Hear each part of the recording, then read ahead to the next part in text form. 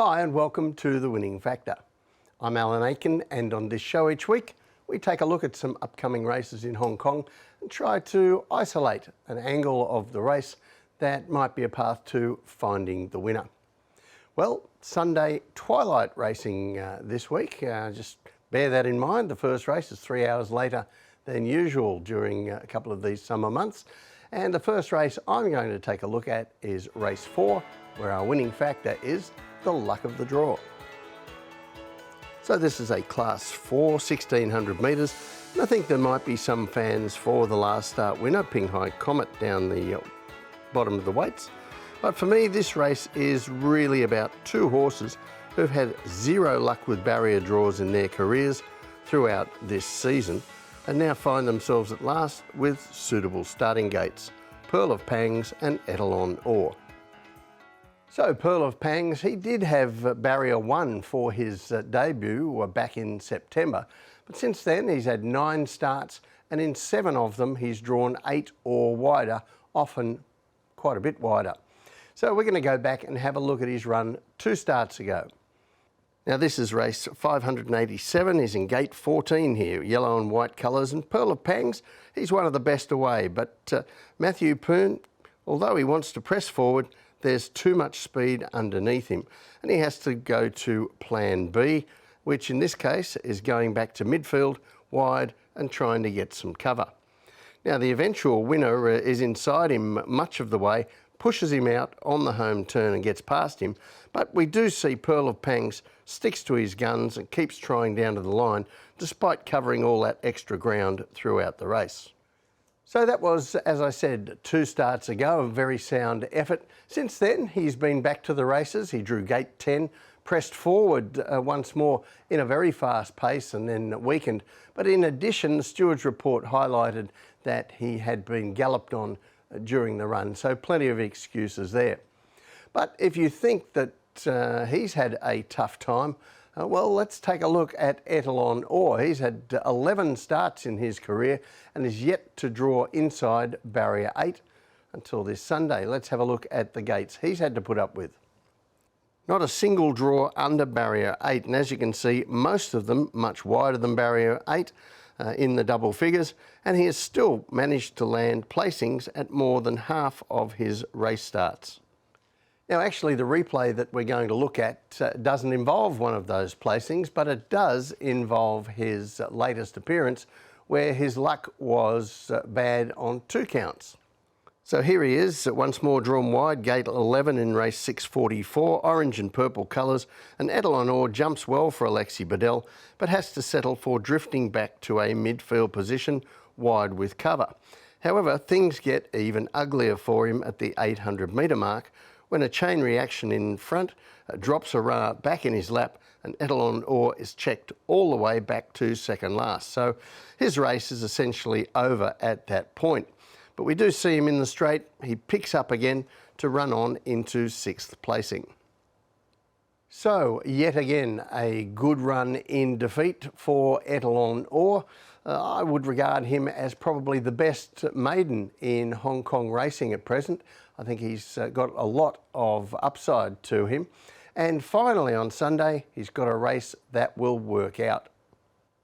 On the map, I'm in 2 minds as to the speed. Not a lot of speed runners, but a couple have drawn wide, so they might inject more pace as they try to get across. But this time, the tempo is not the important thing.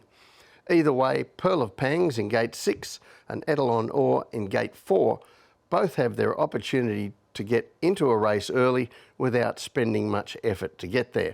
Now we have seen Etalon Or ridden close before from a wide gate when he did have to work hard to get there and still ran well.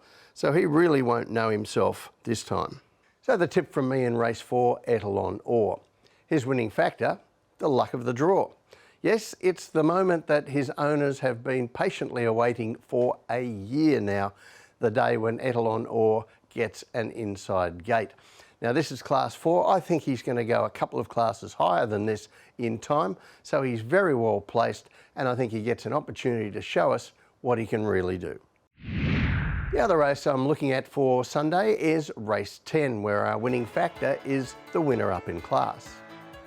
Now this is a Class 3, 1200 metres with some inform runners. Module Construction has put together 2 successive wins. Lifeline Express continues to run on strongly and race well. Little Paradise is unbeaten in 2 starts in Class 4, and Aaron graduated from a big win in Class 4 with a strong second in Class 3 last start. But my focus is on the 2 last start winners, Module Construction and Little Paradise. Now firstly, Little Paradise, this 3-year-old, he has drawn wide both his starts. He drew wide the first time, went forward and worked very hard to lead but still hung on to win. And then his second start is the one we're going to look at next. So this is race 664. He's in gate 10 mauve colours, and as you see, Little Paradise jumps okay, but any thought that Luke Ferraris had of competing for the lead disappears as a runner inside him comes out. Little Paradise gets sandwiched soon after the start and has to go back.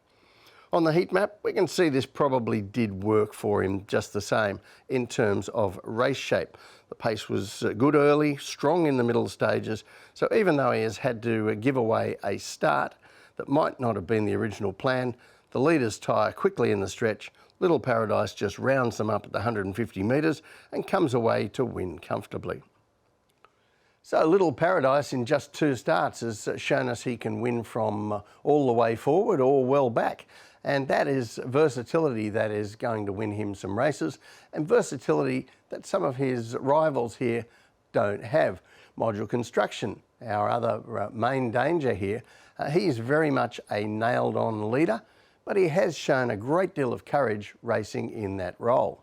So this is race 686, gate 11, green and white colours, and Lyle Hewitson has him out and chasing forward early. But we can see inside him in black and white, a young superstar is also keen to lead, so that competition does create a genuine speed. Neither Module Construction nor young superstar gets a break in the race. They continue to race each other into the straight until Module Construction finally gets the upper hand with 100 metres to go. Still, he's there with a target on him after working all race, and I'm sure Hewitson was grateful to see the post come up, as the hoofbeats are definitely coming. So another brave win for a horse who has only missed the first 4 in one of his 15 races. Not a bad effort from a horse who has been held back by health and soundness issues during his career, and a typically narrow kind of margin at the finish. He's been very tough in his races and has never really put a gap in them. Now on the map this time, Module Construction actually draws inside young superstar, though they do still look like the pacemakers. So just how busy they keep each other in the lead probably has a big bearing on the chances of a horse like Lifeline Express. As we know, he will get a long way back and finish strongly. But I don't think that we will see one more Aaron or Little Paradise too far away from their good draws, and all getting favours trailing these 2 leaders. But the statistic that really swings it for Little Paradise, in my view, is one that regular viewers will be aware I revisit often. And that is the winner up in class. You can see here the performances across all trainers, with last start winners rising in class over almost the last 10 seasons. It doesn't really matter where you draw the lines for the sample in terms of seasons or years. Winners up in class always outperform the expected wins according to the betting market.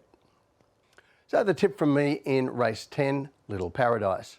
His winning factor, the winner up in class. Now we've seen some tactical versatility from him that I think is going to keep him in good stead, but this winner up in class is a very reliable guide to next time performance. They generally outperform the market, and I think that he's going to get every chance to do that on Sunday. Well, that's it from the winning factor this week. Good luck on Sunday. See you next time.